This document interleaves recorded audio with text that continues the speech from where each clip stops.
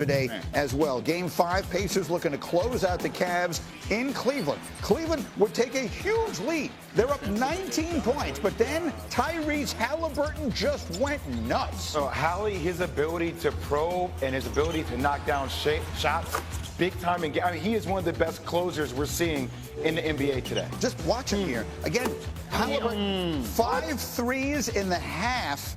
It had been a 19-point deficit. They cut it to 4 at halftime. And then here they come. Pacers now up by 4. So it's Cleveland playing for its season, and it's Haliburton on both ends. Step through and one, powering through it.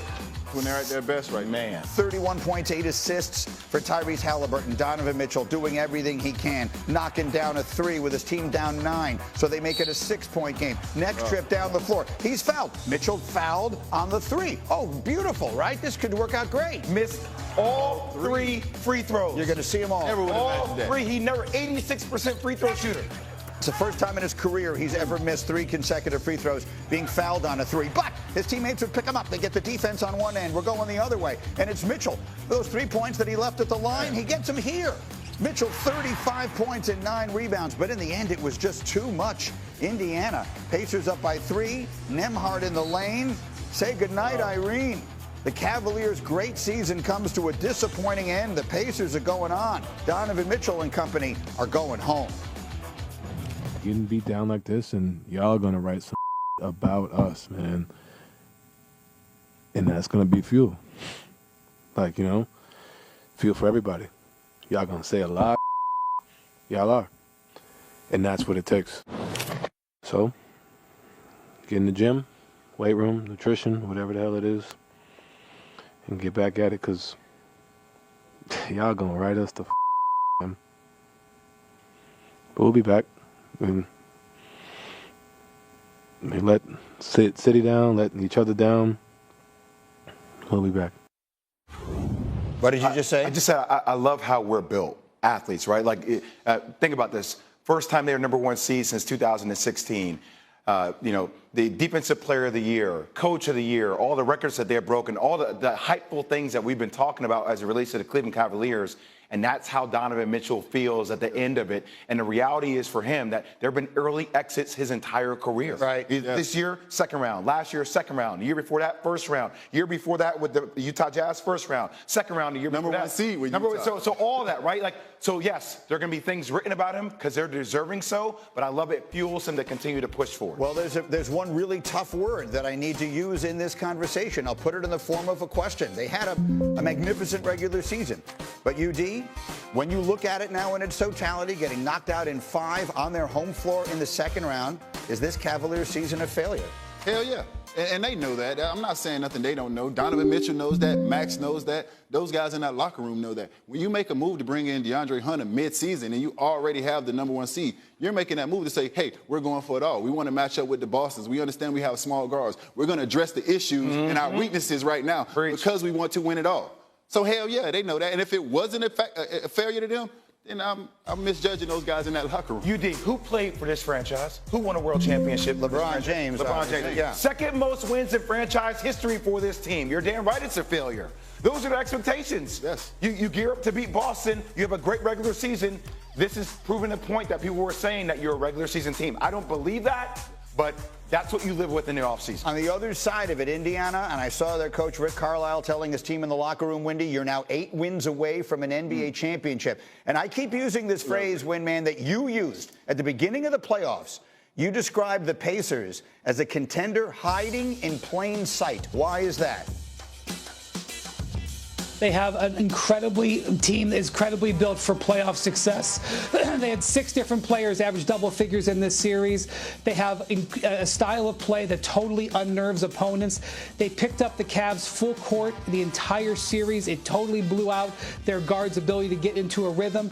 And they've got a closer in Tyrese Haliburton, who has been just as clutch as anybody else in this postseason. And more importantly, they're playing with confidence. I'm going to keep updating this number. Now 42-16 since January 1st. This is a 1 seed, and now they've taken the mantle from the 1 seed. Absolutely, and they move on. They will get in the conference final either the Knicks, who are certainly not unbeatable, or the Celtics, who will be without Jason Tatum, the Pacers have a real shot. Brittany, I have to say this. I only have 12 superstars in the NBA. I only have 12 superstars. All right. I do feel like Tyrese Haliburton is on the verge of potentially cracking that, right? Because superstars are made in the postseason. Yeah. Last postseason, he was hurt. If they can get by the Knicks, because we all think the Knicks are going to beat the Boston Celtics and find a way to get to the NBA championship, he's right there to crack that. And not only do they have a superstar, but everybody on that team stars in their role. And that's what I love about that team. There is no egos on that team. You have Naismith, who averaged almost 20 in this series. You have Nembhard, who averaged almost about 17 in this series, and they take the challenge on the other end. This is a team of roster of guys. Yes, they play the right way, but they also start in their role, and they have no egos about it at all. Yep, they've been very impressive, steamrolling through Milwaukee, now steamrolling through Cleveland. And as their coach said, I'll say it again, they're 8 wins away from winning the NBA championship. We're going to get to their second straight conference finals. Again, back with Brian Windhorst and Windy. What did Tyrese Haliburton prove to you in this series? Dominant performance from Tyrese Haliburton, as good as he's ever been in the postseason. As a group, the Pacers shot over 50%. They had 6 different players averaging double figures, and so Haliburton took advantage of that. Not only was he a shot maker, as he was big time in Game 5, hitting threes in the first half, but he was a distributor. He had a selection of players to go to. He was absolutely under control, and most importantly, he played the game at his pace. When the Pacers play fast, they are dominant. You don't see teams typically have this kind of success playing fast in the playoffs.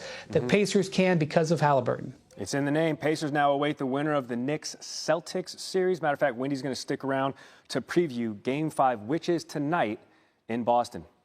Every other team in the NBA, we don't just have one guy who scores all the points, or, I think we defeat teams in different ways. We move the ball. The ball is flying. We got a lot of different guys making shots, making plays. I had a great game, but I think a big part of that was guys were finding me, putting me in the right spots. We knew they were going to throw a punch. We talked about that. We knew that they were going to, throw a haymaker there, but I thought we weathered the storm the right way and got going from there. So really proud of our effort and proud of this group. What to watch for tonight? The Celtics looking to chip away at this 3-1 series deficit, but they'll have to do so without Jason Tatum, who ruptured his Achilles in the last game. Meanwhile, a win for the Knicks would be their first trip to the conference finals since the year 2000. Hello again to Brian Windhorst, back with us, SportsCenter AM. Thought he was getting Gary? Haha, joke's on him. How will Tatum's injury, Brian, impact not only the Celtics' playoff run here, but also their immediate future? Yeah, this is just devastating on so many different fronts. Obviously, the Celtics were already in trouble in this series. They were going to lose Game 4 no matter what, so they would have been facing a 3-1 deficit. But now without Tatum, they don't have their offensive leader. They are going to have to get more offense from somewhere else.